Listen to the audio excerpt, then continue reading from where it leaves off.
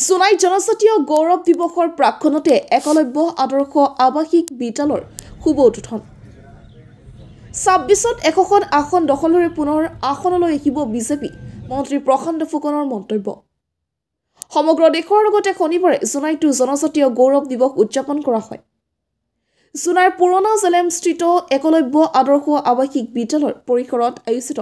অনুষ্ঠানত অভিভাৱক মন্ত্ৰী প্ৰশান্ত ফুকন আৰু বিধায়ক ভুৱন পেগুৱে উপস্থিত থাকে অনুষ্ঠানৰ আৰম্ভণিতে মন্ত্ৰী আৰু বিধায়কগৰাকীয়ে বিৰছা মুণ্ডাৰ প্ৰতিচ্ছবিত বন্তি প্ৰজ্বলনেৰে শ্ৰদ্ধাঞ্জলি জনোৱাৰ লগতে জনজাতীয় গৌৰৱ দিৱসৰ কেইবাটাও আভাস ৰাইজৰ আগত দাঙি ধৰে বিৰছা মুণ্ডাৰ এই ১৫০ বছৰীয়া জন্ম জয়ন্তী প্ৰাক্ষণতে জুলাইৰ বহু প্ৰত্যাশিত একলব্য আদৰ্শ আৱাসিক বিদ্যালয়খনৰ শুভ উদ্বোধন কৰে শক্তিমন্ত্ৰী তথা ধেমাজি অভিভাৱক মন্ত্ৰী প্ৰশান্ত ফুকনে এই শুভ অনুষ্ঠানত ৰাজ্যৰ শক্তিমন্ত্ৰী প্ৰশান্ত ফুকনে উপস্থিত থাকি ২০২৬ৰ অসম বিধানসভা নিৰ্বাচনত ১০০খন আসন দখলেৰে পুনৰ মুখ্যমন্ত্ৰী ডক্টৰ হিমন্ত বিশ্ব শৰ্মাৰ নেতৃত্বত বিজেপি মিত্ৰজোঁটৰ দলে আসনলৈ আহিব বুলি দাবী কৰে একলব্য বিদ্যালয় মডেল স্কুলৰ আজি শুভ উদ্বোধন অনুষ্ঠানত ভাৰতৰ প্ৰধানমন্ত্ৰী নৰেন্দ্ৰ মোদী ডাঙৰীয়াই আৰু বিৰছা মুণ্ডাৰ তেখেতৰ ১৫০ বছৰ জন্ম দিৱসৰ উপলক্ষে ভাৰ্চুৱেলি আজি আমাৰ যি বিদ্যালয় এইটো উন্মোচন অনুষ্ঠানত আজি যি ব্যৱস্থা হাতত ল'লে তাৰ লগতে আজি আমাৰ ইয়াৰ বিধায়ক ভুৱন পেগু ডাঙৰীয়াৰ লগত লৈ আজি আমি গোটেই কেম্পাছটো সুন্দৰভাৱে পৰিদৰ্শন কৰিছোঁ আৰু এটা ঐতিহাসিক সিদ্ধান্ত বুলি ক'ব খুজিছোঁ অসমৰ একেবাৰে উত্তৰ পূৰ্বাঞ্চলৰ একেবাৰে সীমামূৰীয়া আমাৰ যিটো সমষ্টি জোনাই সমষ্টিত আজি এখন সুন্দৰ স্কুল আজি ভাৰতৰ প্ৰধানমন্ত্ৰী নৰেন্দ্ৰ মোদী ডাঙৰীয়াই আমাক উপহাৰ দিছে অসমৰ মাননীয় মুখ্যমন্ত্ৰী মহোদয় আৰু আমাৰ ট্ৰাইবেল মন্ত্ৰী ৰণোজ পেগু ডাঙৰীয়া আৰু ভুৱন পেগু ডাঙৰীয়াৰ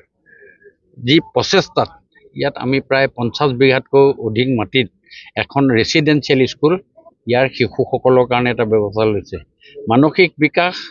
আৰু শিশুসকলৰ মনোতাত্ত্বিক বিভাগে বিকাশৰ আৰু বিভিন্ন ধৰণেৰে বিকাশৰ যি এটা